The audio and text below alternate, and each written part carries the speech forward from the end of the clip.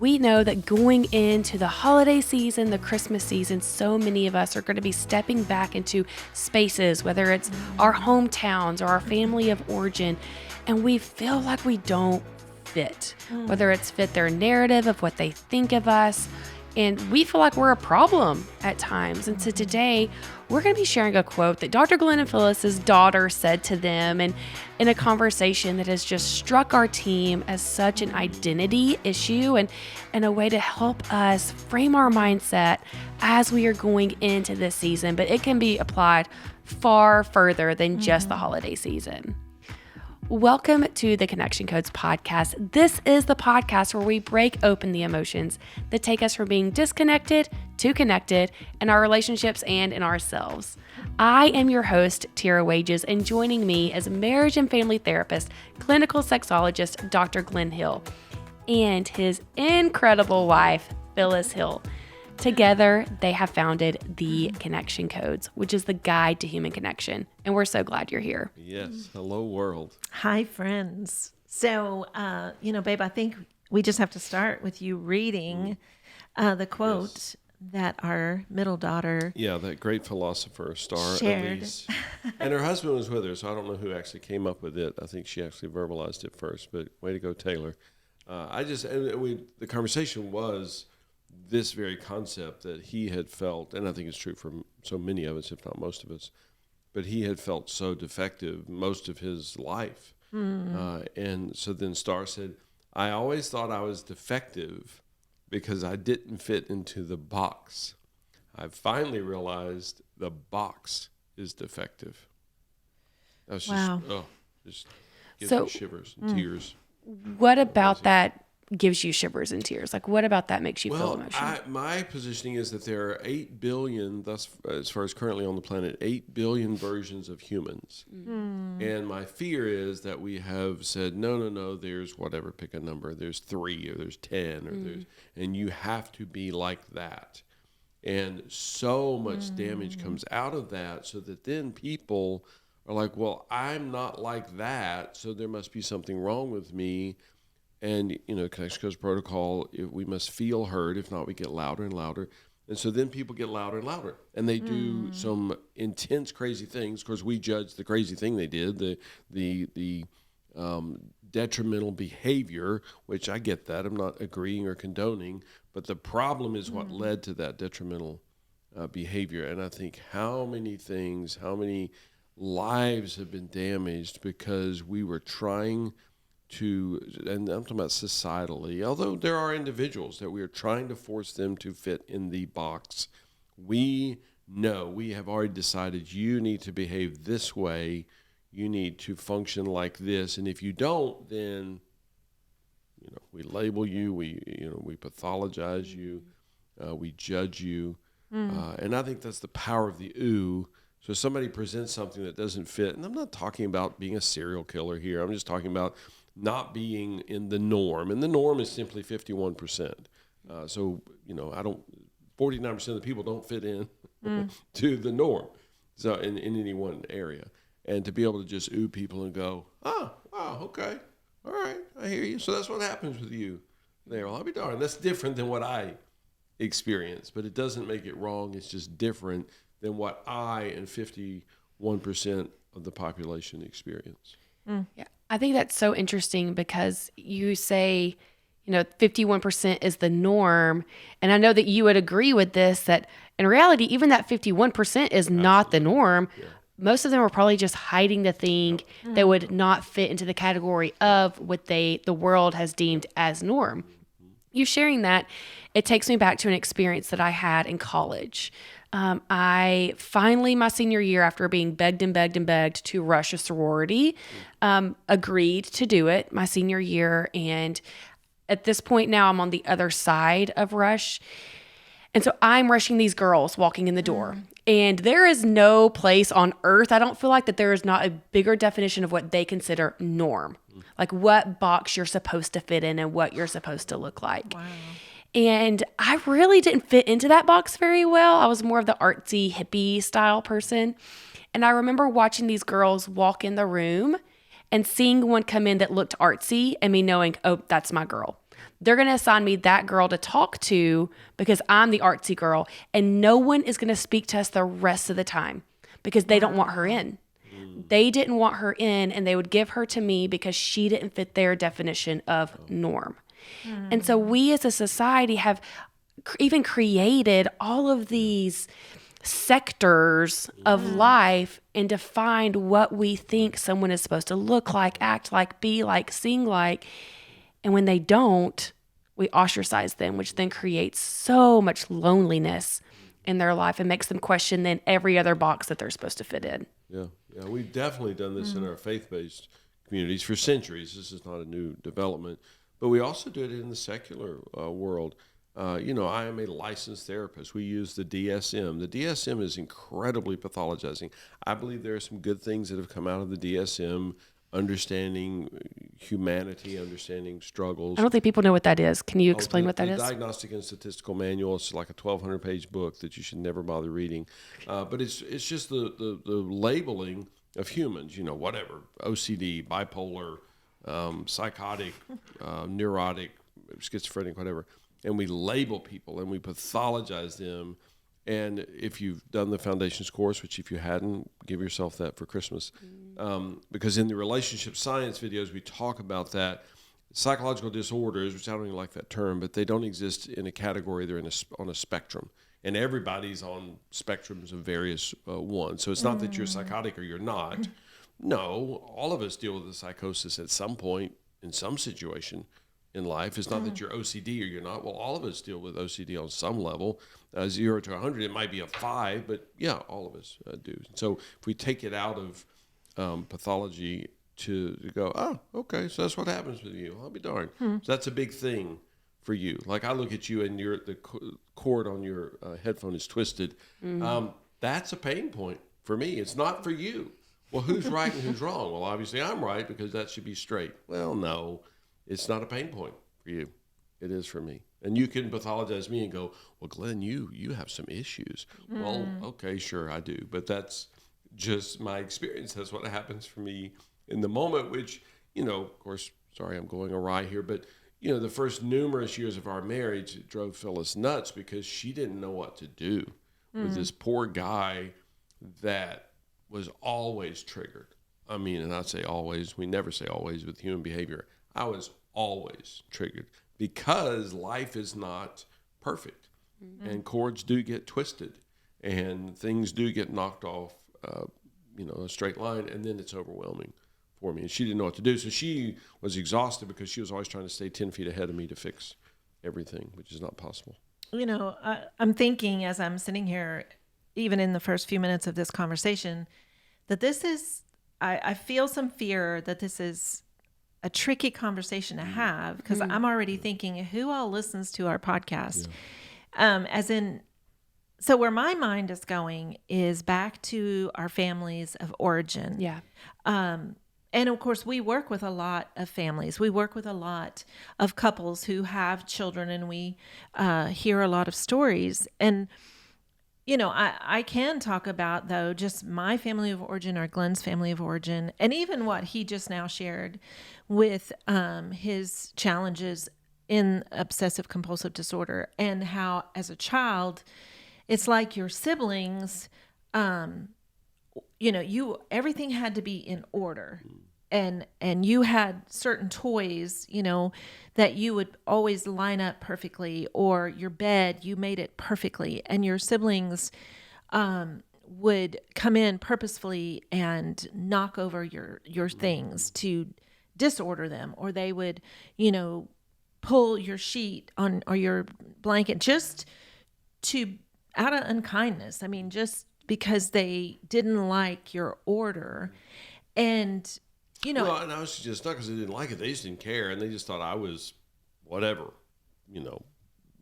dysfunctional, which I was. But they considered it weird, and and I think that to some degree can be maybe for some listeners they have those similar stories where how they functioned in their family unit. They were different.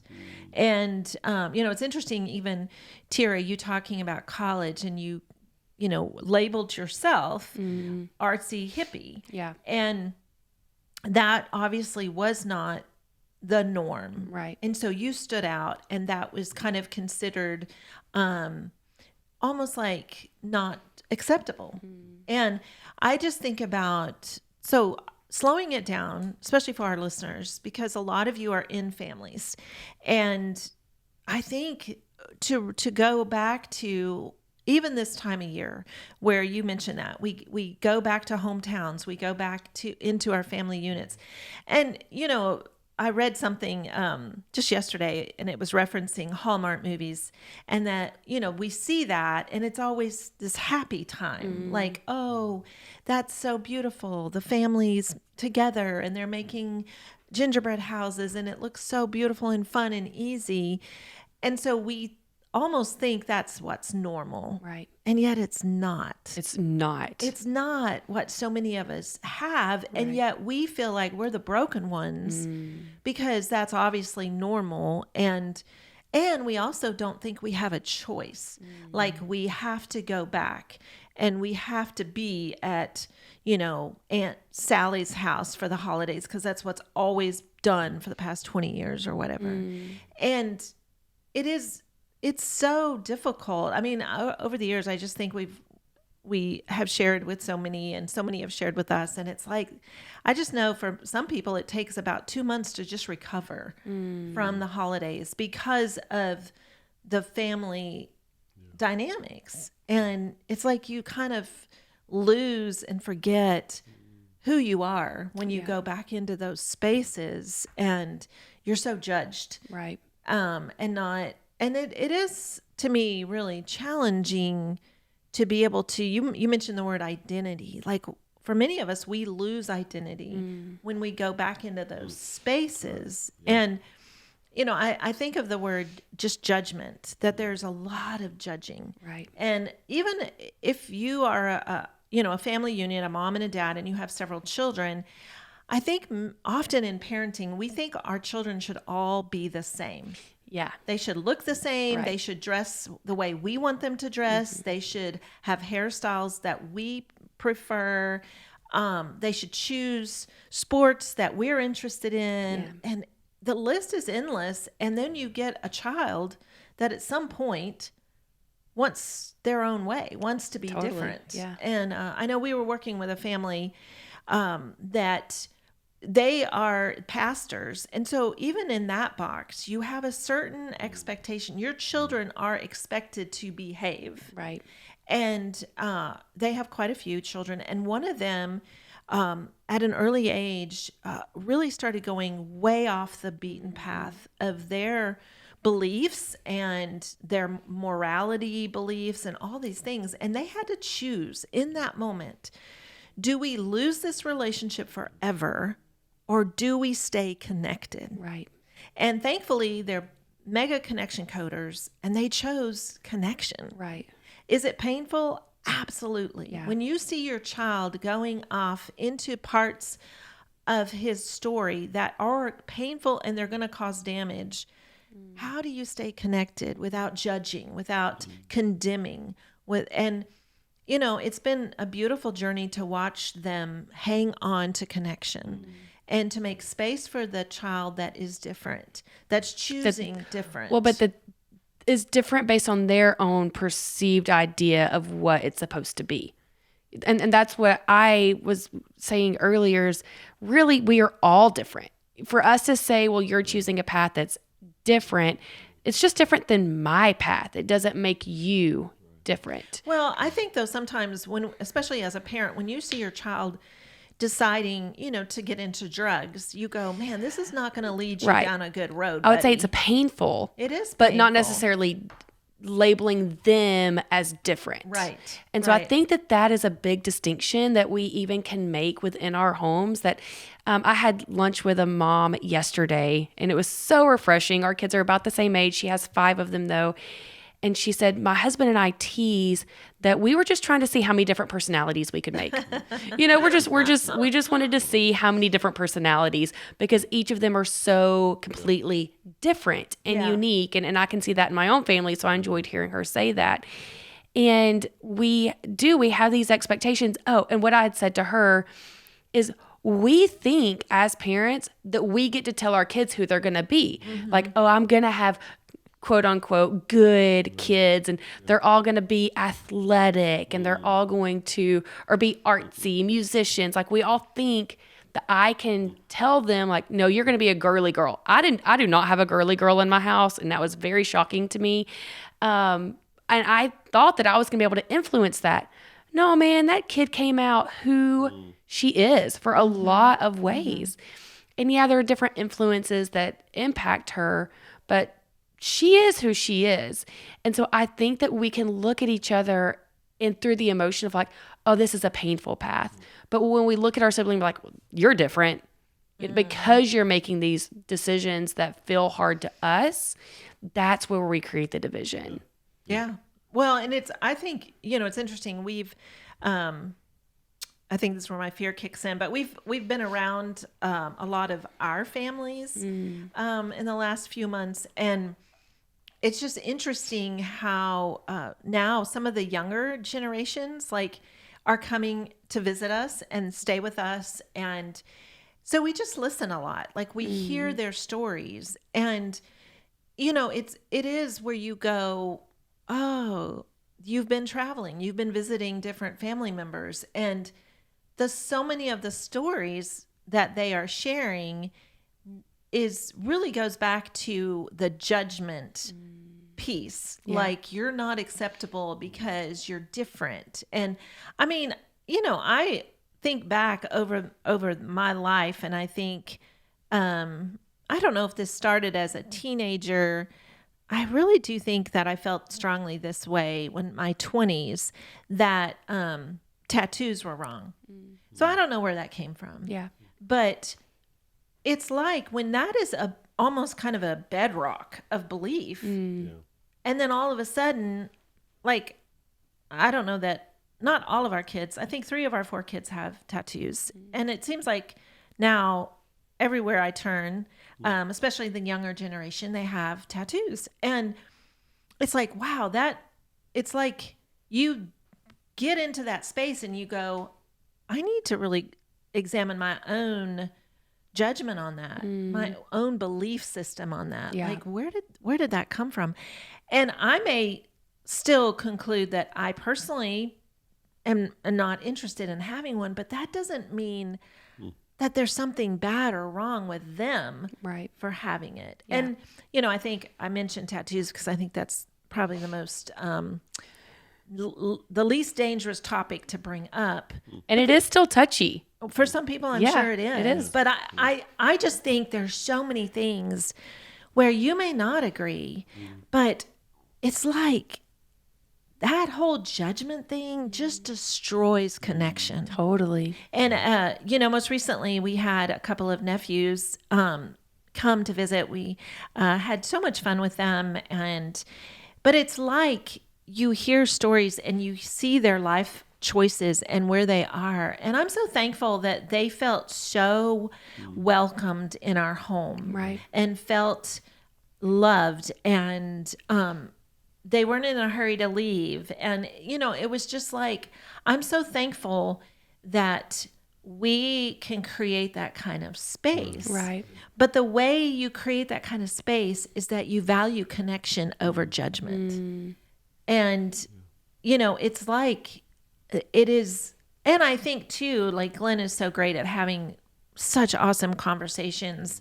I'm the tasker, so I'm more about making sure everybody's fed, where Glenn will just sit and talk for hours. But I think that there's such safety when this person isn't condemning me or judging me, but it doesn't mean that Glenn approves of all of their choices, because in some ways you go, yeah, you're kind of on a destructive road. You probably need to get some stuff aligned here.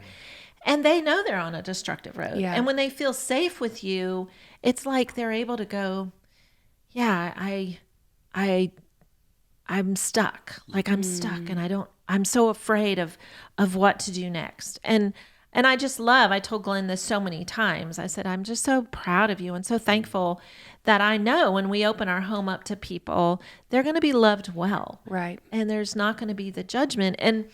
But I think that we're too quick. That's why I think for you, the tears come when you read the quote, because I think you have felt that. You have felt, for your whole life probably, that people have been trying to put you in a certain box and you don't fit in a box. And it's interesting. We were at a dinner this week and it was with other therapists, which I also think kind of blows my mind, because they started talking about obsessive compulsive disorder. I didn't even ask you if you just felt hurt by that. Like, it was just so ridiculous. There was a day when I would. I'm so used to it now. But they Yeah. talk about some alien, it was Right. probably in Nebraska or somewhere. And we were all strangers to each other, sitting at a large dinner table, so in close proximity of each other. And they were talking about like treating people with obsessive compulsive disorder, and that they purposefully make all the frames crooked. Because, oh, wow. And they put ripped up paper on the floor because they know it'll bother them. And just like they all And talked. you notice I did not punch anyone. I'm very proud of you, but I was just sitting there dumbstruck, like, you don't know, but that someone is sitting here at the table with you Wow. that deals with obsessive compulsive disorder, and y'all are making fun of it. Wow. You're talking about like that's how this treatment center has all their pictures, and I'm just like, wow, to me, I just felt there was so much judgment on it, not kindness, not compassion. Yeah. And I was just like, wow, how does that impact someone that's sitting at this table, that you're basically, I like that. Obviously, those are aliens. People who deal with obsessive compulsive disorders are just aliens, and they need a treatment center where all the picture frames are crooked. And they're broken and messed up. Yeah. And I was just like, wow. Yeah. But I think that just comes from judgment. Totally. From not understanding. And Glenn, you're always saying pathologizing people. Like, we want to put a label on someone and go, okay, now we finally figured it out. Phew. We thought you were crazy, and now we know you are. Yeah, it doesn't even mean that we agree. I sat with a young man a while back that he says before he gets out of bed every morning, he smokes a joint, and he says it just helps him to stabilize through the day. And I spent a bit of time with him. So I can judge him, and I've been around a bit. I mean, I'm 62. I've seen a bit of life. I know his formula is guaranteed disaster, and he's already living it. And he recognizes that. He just doesn't know where this disaster comes from. And so because I didn't judge him, and I'm able to I at various points said to him, I said, dude, I guess I feel some fear for you because you seem like a super talented guy, and I'm just not sure staying stoned helps maximize that ability for you. And he had never considered that before. His parents had been fussing at him for years to get his act together, stop doing this, stop doing that. And they judge the behavior continuously. I don't really care about the behavior. And again, I'm not saying it's beneficial. I'm not agreeing or condoning. I just know that's going to squelch him. And even in having conversations with him, it's very difficult for him to even focus. Yeah. So to have any sort of successful endeavors is going to be super difficult for him. And of course, he's broke. So he wants to figure out how come he's broke all the time. And he genuinely seemed surprised that he was broke. And because we spent some time together, I was able to coach him a little bit. But again, that takes acceptance to begin with, whereas his parents had been judging him for years and telling him to stop it. Well, he's doing what he's doing on purpose to protect himself. I don't mean on purpose as in trying to be detrimental, but he's overwhelmed with life every day. And when he smokes a joint in the morning while he's still in bed, it numbs him. And he's able to make it through the first hour, the first half day. And so that works. It's a solution. I'm not saying it's a great solution, but it is the solution. And what had happened with his parents and some others in his life is they're judging the actual solution that's helping him. Again, I'm not saying it's the best setup, but it's actually helping him. Whereas if they could slow down with him and find out what's happening for him, they could help set him up for success. Totally.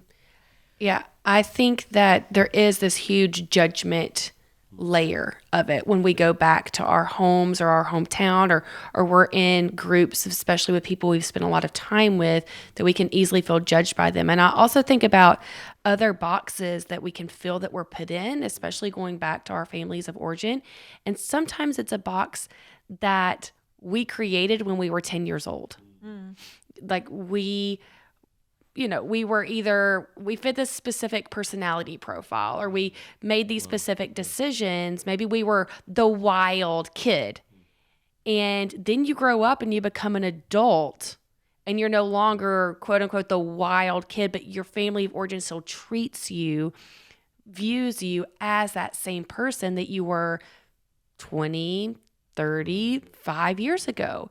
And so then now this box doesn't feel like it fits anymore because you've changed the walls of the box. Yet every time you step back in, they try to put the old walls back up. And so you lose identity, you don't feel understood, and you just want to leave. And I talk to a lot of friends. There aren't many that are excited to go home for the holidays.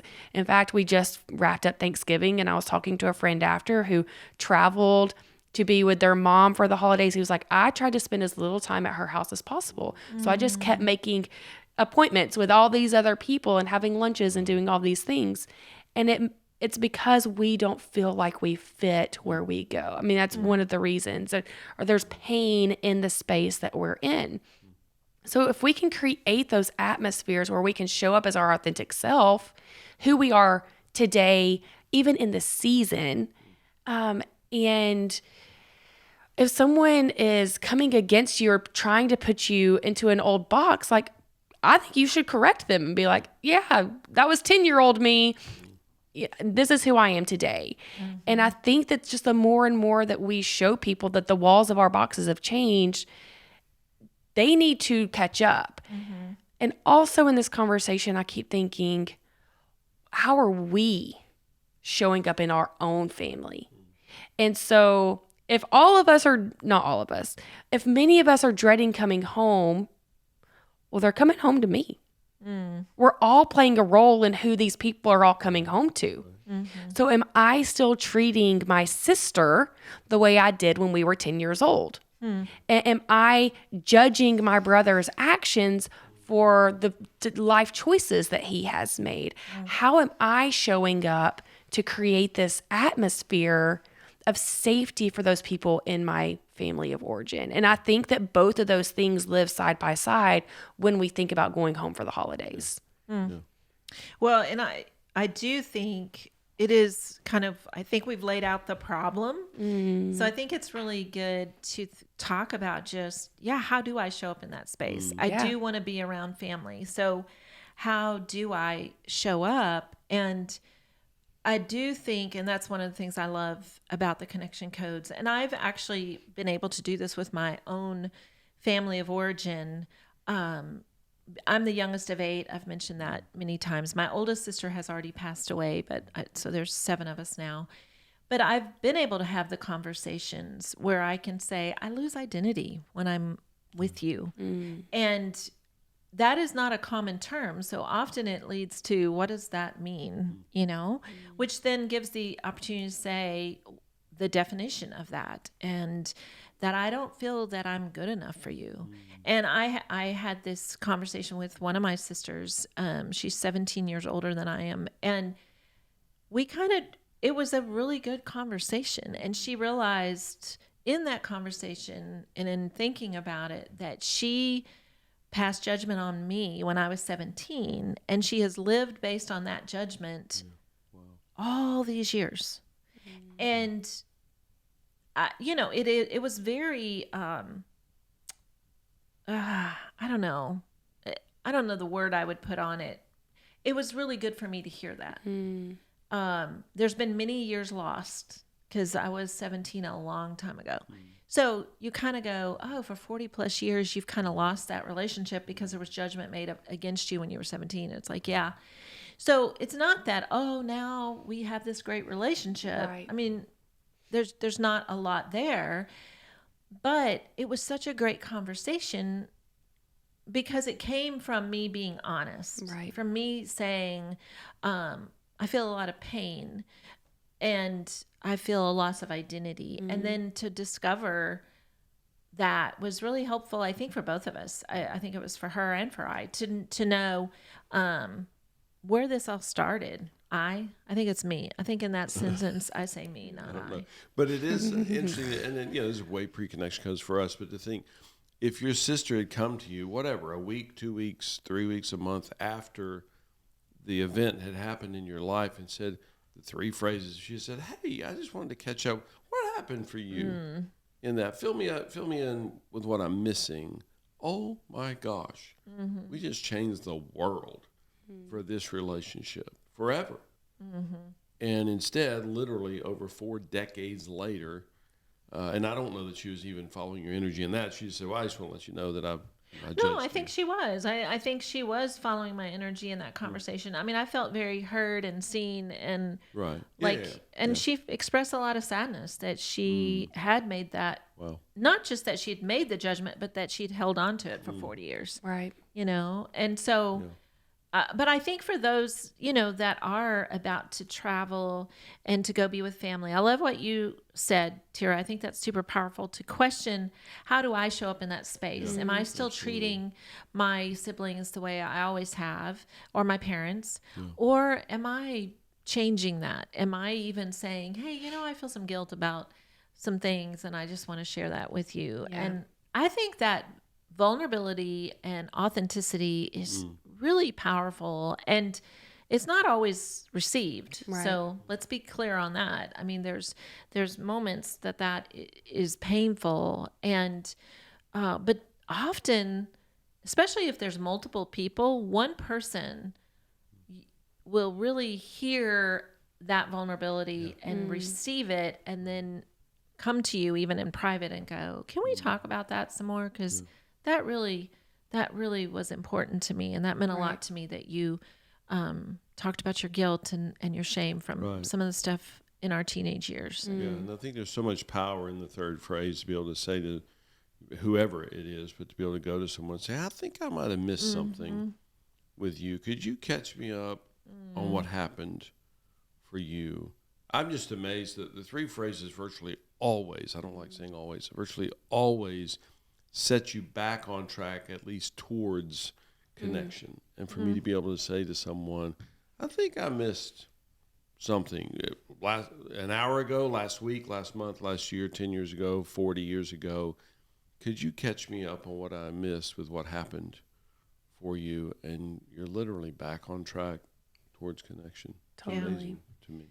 Yeah, I love that.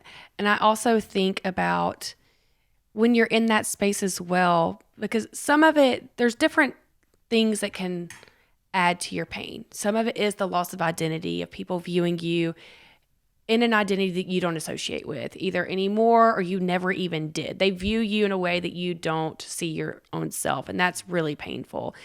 Sometimes you're going home to a space that's actually really painful. Even just being in the house feels really painful. Or it could even just be like you're all different personality types, like what we were talking about earlier. And so I think in that situation too, to find the value there, to recognize the beauty of how different we all are.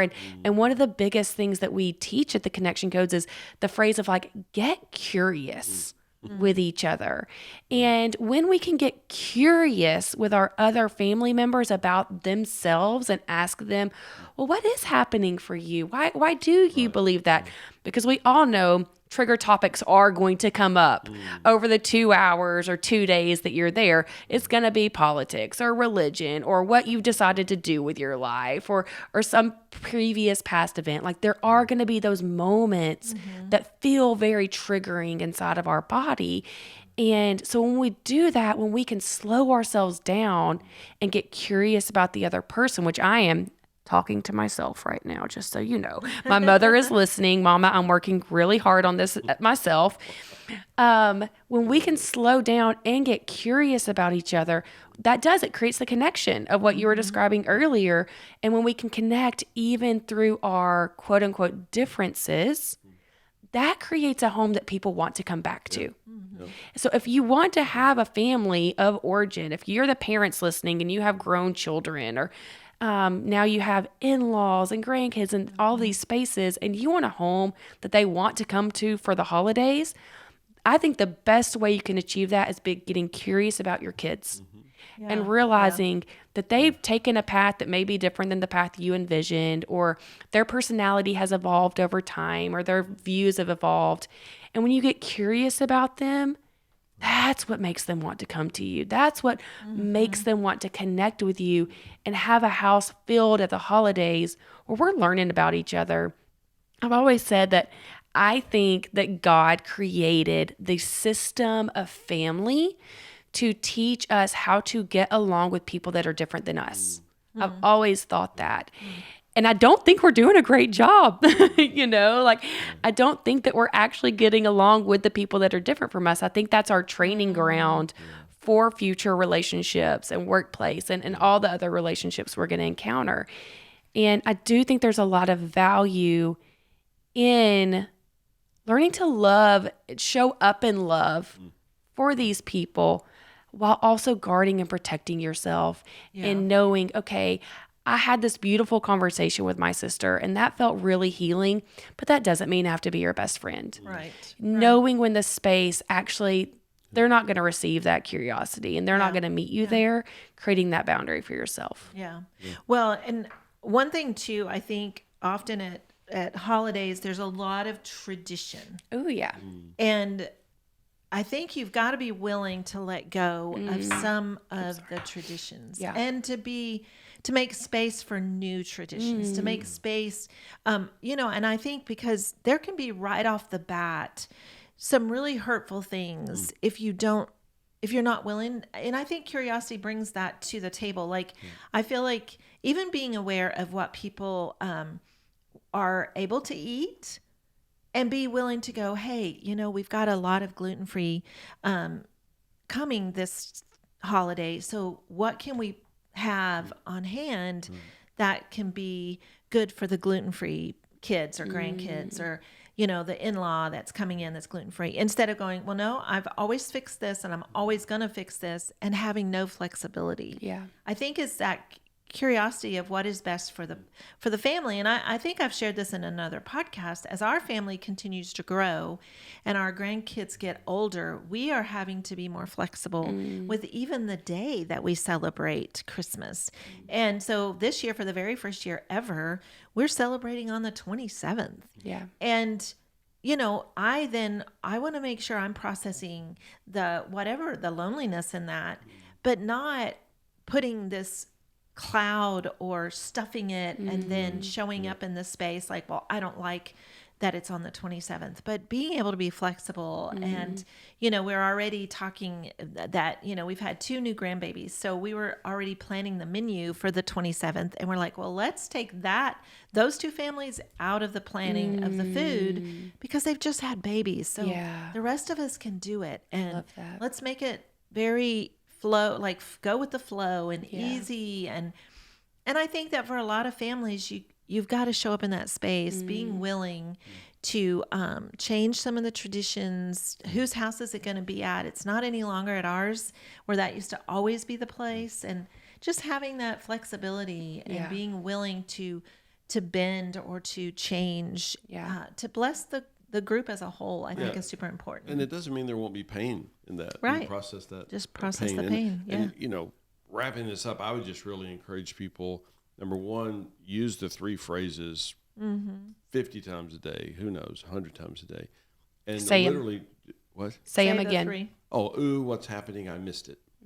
And all 3 of those have so much power. The ooh slows you down. What's happening? You're finding out what's happening with that person, or although it may be with yourself.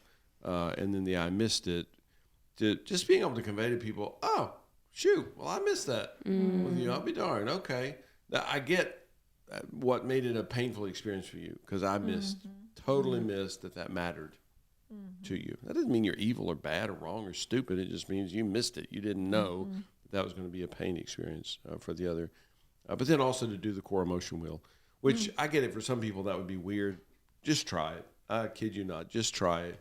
Your kids come home for Christmas Day or whatever, and just say, hey, would you do the wheel with me? And they have the right of refusal, but just ask them, hey, could we try this? Could we do the wheel together? And of course we get emails continuously from around the world from people that are just like, oh my gosh, this shifted everything for us. And I had no idea that my 27-year-old son experienced this, and they discover each other again just out of that curiosity, and it's so connecting. Yeah. Wow. And when things come out during that, I missed it. Like You just that do. phrase is the most beautiful. Like as a mom, knowing that one day I'm going to have a child that comes to me and tells me what I did wrong in my parenting, for me to think I'm not going to mess up is absurd. Right. I'm going to mess up with each of them in some way. And at that point, for me just to ooh them and say, I missed on that, and just hold space for them, that is so connecting. I absolutely love that. Thank you so much. And we are about to go into our core emotion wheel. And this is our 4-minute tool. If this is your first time listening, that helps you to identify what emotions are firing in your body. And the secondary bonus of it is it gives you the opportunity to connect with others in your relationships. And so if you are even in that space, you've gone back home, you're feeling overwhelmed, you're needing to take a break in the bathroom for a few minutes and take those breaths because you've tried all the things and your family just feels still really painful, download this wheel, connectioncodes.co/podcast, and do it with yourself in the bathroom during that 5-minute break before you walk back out to your family. And it helps you get out of your body what you're experiencing, and it's just so powerful. So we're going to demonstrate what that looks like right now. Yeah. Okay. Who's going first? Flip the coin. Okay, I'll go first. Well, mentioning the wheel, I think I feel some sad that we didn't do the wheel with my nephews. Wow. It's such a beautiful experience. I think I feel hurt when I shared with you my fear of almost falling down the stairs. I didn't feel a very good from you. I feel hurt by that. Feel lonely. Actually, I have felt super supported by you. So that's a lot of joy, because often my loneliness comes with being alone in a lot of tasks, but I have really felt your presence. So thank you. That's my joy, but I would say my lonely does come, I'm very aware of it during the holidays and just really trying to stay tuned in to the house being quiet, and I miss little children around at this time of year. So there is some lonely there. Let's see, fear. Ooh, I think, my fear was when I lost my balance and I almost fell down the stairs into our basement. So that was a very sharp moment of fear. The guilt and shame, I think the guilt is, I know you shared that you have been lonely. I've been with the grandbabies a lot, the new ones, and you've been lonely, and just guilt in me not tuning in to that, tuning into you, and pulling you into the world that I'm in right now with those grandbabies. So feel some guilt with that. I think I always experience shame when even yesterday, I came home and I was kind of quiet. And so you immediately thought I was upset with you. And so I think I feel shame when that's the immediate assumption. It took me a little bit, probably way too many minutes to figure out what had actually happened. So where my brain was. Right. So feel some shame in those moments. Anger, I had an anger moment, talking and sharing, and it took me all the way back to my teenage years and how my parents were very distracted during that time. And just, wow, the anger that kind of came over me, realizing that influenced and affected me greatly. Wow. And that's why I left home at 17, and kind of crazy going back. That was just brought up to me just the other day in a conversation. So felt a lot of anger in that. I think that's all 8. Yeah. Amazing. Thank you. For me, let's see, I'm blanking on everything. I don't think I've had any emotions this week. I guess not. At all. Listening to you. So, who knows? The last time, the big time. How about that? Well, I'll start with joy, because that's always easy and fun. There's so much joy, everything with you this time of year. Of course, we had a sex date the other night, which was spectacular and just so special. It's amazing to me. I think it reflects the genius of God, the whole design of this covenant relationship thing. A bit of fear. I just switched to a Mac. Dun dun dun. Big life event. So much fear because my computer died yesterday, and Tira worked it out. I have a new computer. I've never had a Mac before, and went well this morning doing sessions, but a lot of fear because I was like, "Oh, there's no way this will work." And she helped me a lot. She set everything up. Pain yesterday when my computer died. I'm like, really? Wow. I just wanted to throw it through the window, which I think I've had the thing for 8 years or something. Actually, that was the one you got in 2020 because your old one was so bad. The camera on it was so bad. You needed a new computer, laptop. So you got another one. 3 years. I'll be darned. Okay. Well, 3.5. Yep. But anyway, there's pain when it, a lot of sadness. I couldn't believe it. And then loneliness in that because I'm like, oh crap, I got so much to do. And again, Tira has been phenomenal, but I just felt the lonely of, I can't handle all this. I need help. Yeah, I get that. Let's see. Hurt, some hurt. Just, you've been so amazing with our new grandbabies and being there for them. And at times, certainly the loneliness of it, but sometimes hurt that which I think is good and right, but I quickly descend the level of priority because we're trying to keep those little munchkins alive. Yeah. Keep their newborn parents sane, which is a lot. Guilt and shame when I don't convey that to you well, when I don't, I convey through the emotion instead of the emotion. Wow. Some anger. There have been a couple of emails the last week or two that were not great, not what I would like for them to be, and I get annoyed with people who think we owe them something, and that it's our fault or our responsibility that they have a struggle in life, and we're just showing up on the scene. I get it; they've experienced a whole bunch of things leading them to that, but I feel anger in that sometimes. Wow, thank you. Okay, I feel guilt because I interrupted you during your will and said it wasn't 8 years, it was 3.5, and that is such a bad example. We're not supposed to interrupt during the wheel. Maybe Tira can edit that so we don't ruin the whole world's population. I'll leave it as the bad example. There you go. Thank you. Yes, we don't interrupt each other. You'll see that the majority of their will, they just created space for each other, and they shared things that it would have been easy to defend, like, well, I have to be with the grandbabies. Typically would go straight into that defensive mode or fixed mode. But when we just create space for each other to share our experience, that is so incredibly connecting. And so as you go into this holiday season, I encourage you on the drive there with your partner, or text your best friend before you go, do the core emotion wheel before you even get out of the car with each other. I actually love when I hear people are doing the wheel in their car. Someone the other night said that they're on a road trip. They're like, we've been doing the wheel a lot. Wow. And it brings us so much joy because there is a lot of tension even in the drive going before you walk in the door. Yeah. I did want to mention that one thing that is connection code protocol, just that people are not trying to experience what they experience. No one is trying to feel pain. No one is trying to feel fear. No one's planning that for their day. So when I feel pain over Phyllis being gone so much, she can tell me to stop it. She can tell me I shouldn't be feeling pain. Well, I'm not trying to feel pain. I just am. And she gets it that, that's just what's happening. It does not mean she's needs to change what she's doing. What she's doing is good and right and wonderful and beautiful and awesome. But I still feel some pain. Totally. Yeah. Thank you for clarifying that. And I also just, as you're going home, I hear so many people refer to themselves as like, I'm the black sheep of the family. I hear that from everybody. Guys, I think we all feel that. I think that everyone, it's a whole herd.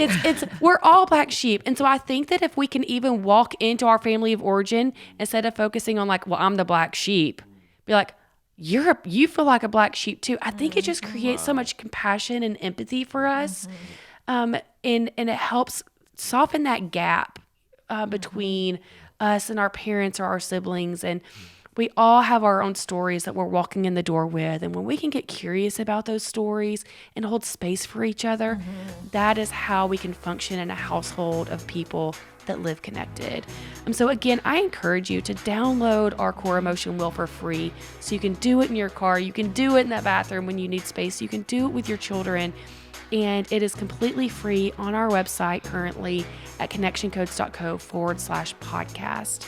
And we thank you so much for being here. We have so much joy that y'all show up and you listen and you share. And I hope you will share this episode with your friends. I know y'all talk. I know that y'all talked after Thanksgiving and somebody processed with you how painful home was.